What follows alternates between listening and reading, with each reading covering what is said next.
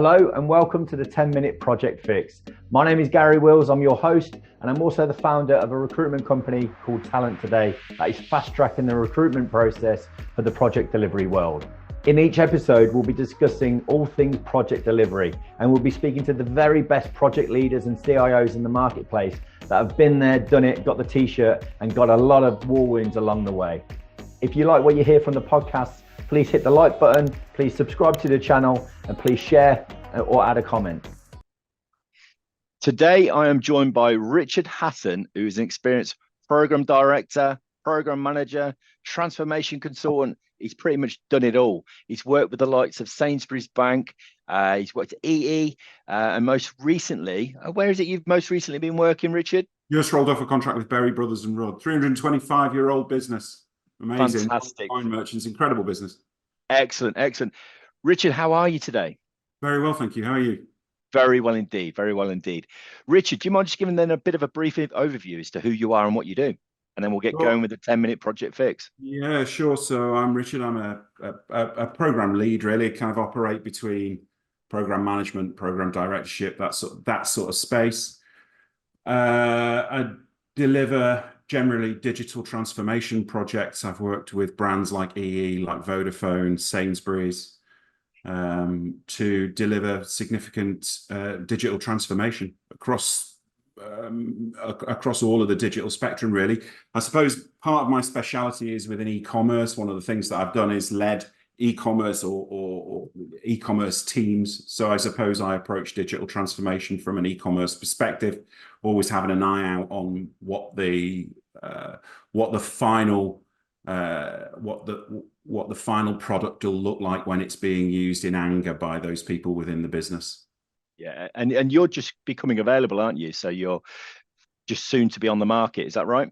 No, available immediately. Rolled off a contract a couple of weeks back, and on the market looking for a contract. Yeah. Well, anybody out there who, I know I'm a recruiter myself, but if there's any companies out there that needs, a proven program director, program manager, reach out to either myself or Richard directly.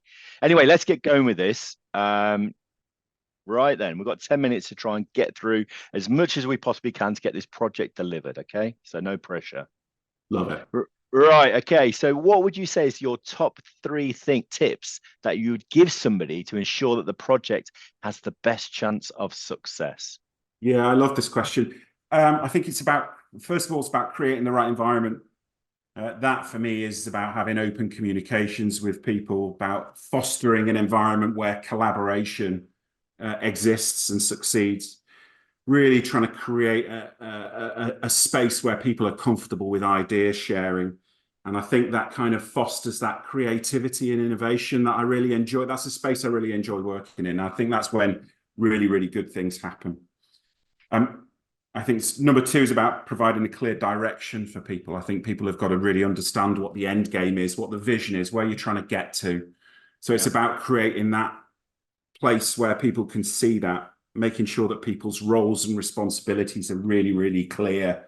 So everybody knows what it is that they're doing as part of the program. And also that I guess that there's constant good communication throughout. So as well as understanding what they're doing, people can see what everyone else is up to and how far you're growing as a program team, and where you are against your milestones. So yeah, so constant communication of progress. I think the third thing is about recognizing and rewarding achievement.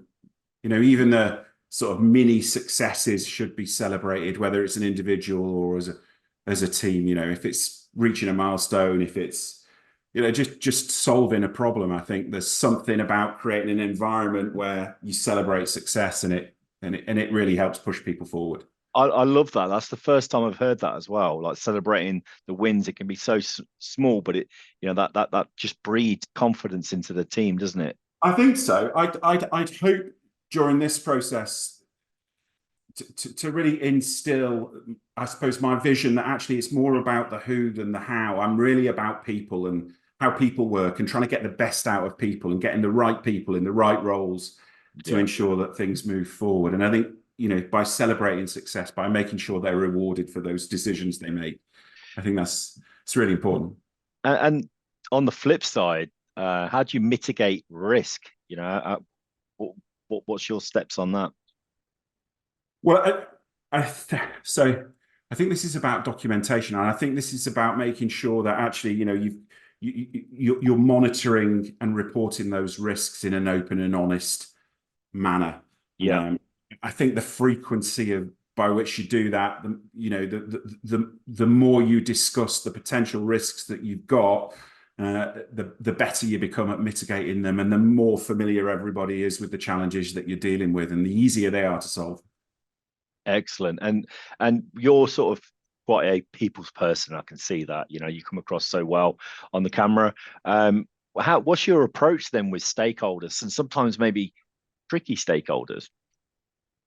I'm a fan of an open and honest approach. I think I did a training course years ago about, I suppose, emotional intelligence and empathizing with people's position. I think the idea about understanding what drives individuals is a really interesting piece for me. So I guess understanding that, working with them on their challenges so that you understand what it is that's motivating them, I think sort of helps you deal with stakeholders in that context.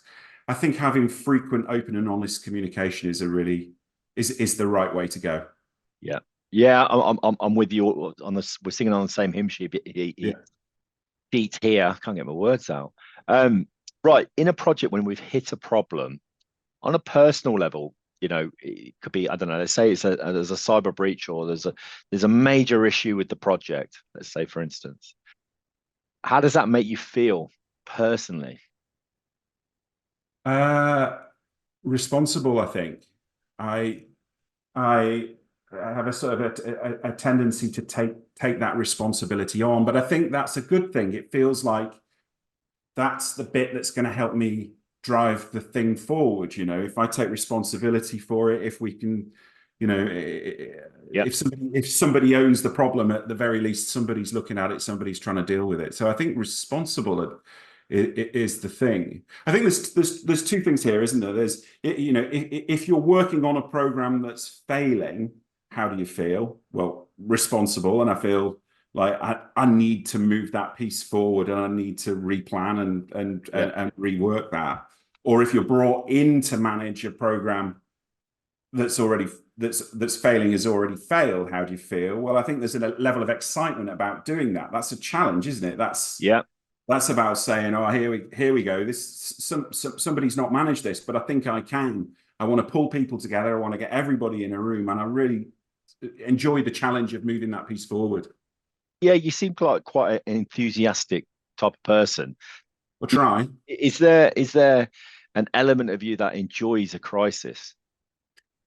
Due to that challenge you've just mentioned? I'm not sure I enjoy crisis, but actually as a program manager, the bit that I really like is the motivation of people. The bit that really gets me going is starting projects off, getting people motivated, creating that vision, just like we talked about before, and actually seeing people move as project teams. That's the bit that really gets me. Whether that's as a result of a crisis or just the inception of a program, that's what really drives me forward.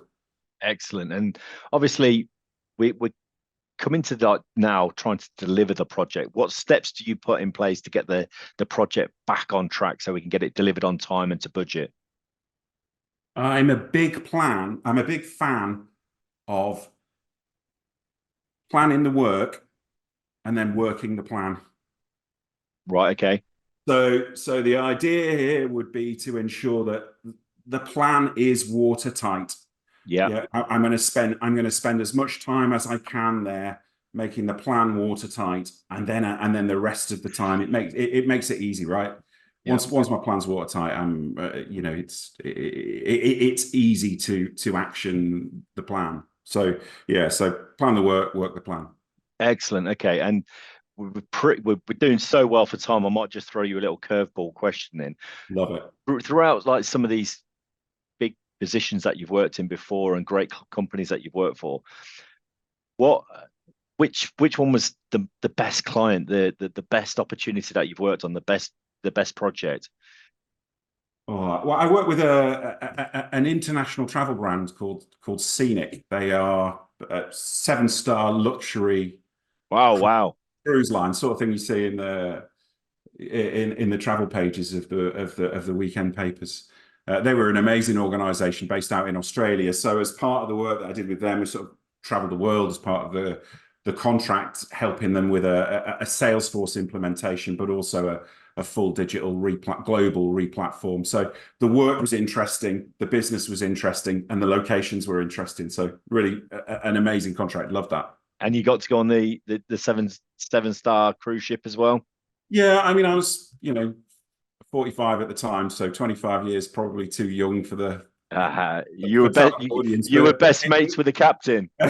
No, it's beautiful. Really, really gorgeous. A lovely thing to be able to do. Excellent. Well done. We have hit the project deadline well ahead of target. That's brilliant. Now we're going to have just that little bit of fun, actually. So we've got 60 seconds. Now, nobody has actually rattled through all of the answers within the 60 seconds. So let's see how we get. Let's see how we get on. So, all right, 60 seconds. Here we go. Best bit of software. I like Spotify, but right now I like Otter AI. I think that's an amazing thing. Best bit of hardware. I've got a Riga Planer 3 turntable that I use almost every day. It's gorgeous. I've had it for 25 years. Awesome. Best lesson learned. Be hard on the action, not the person. iPhone or Android? iPhone. Jam or Marmite? Neither. Oh, who inspires you? I like people with the courage and bravery to have original ideas. Brilliant. Who frustrates you? I don't think there's any excuse for bad manners. How do you keep mentally focused? I'm coastal here, so we have a beach. We have an empty beach in Southport. So quick one. We've got your favourite team or sport. I'm a Liverpool fan. Oh no, devastating behaviour. And on that note, we are done. But we are going to. I'll ask you the questions anyway. Tell them how to do it, or find a way together. Find a way together. It's the who, not the how. It's the people that are involved. Work from home or in the office? Both. Everybody says that. If you could have dinner with just one person, who is it? Probably Gordon Ramsay. Oh, really? Yeah. Would you want him to cook as well? Yeah. That would be the point. Yeah. But what if he's not going to cook? Well, I don't mind. I mean, I cook for him. That's not really a problem. It's just, I think there's a precision with the way that he does things. There's something about that man that I find his approach with people really fascinating. I think he's just got a really interesting way of dealing with. Yeah. I like him. Favorite brand? I don't really have one. Podcast or music? Music. Early bird or night owl? Neither. I'm consistent throughout the day. Consistent, always upbeat. Ideal retreat? My wife runs a Pilates retreats business, luxury Pilates retreats business. It'd be remiss of me, and I'd be in trouble if I didn't call that out. Say that now. So it's reformerretreats.com. There you go. We'll put the link on.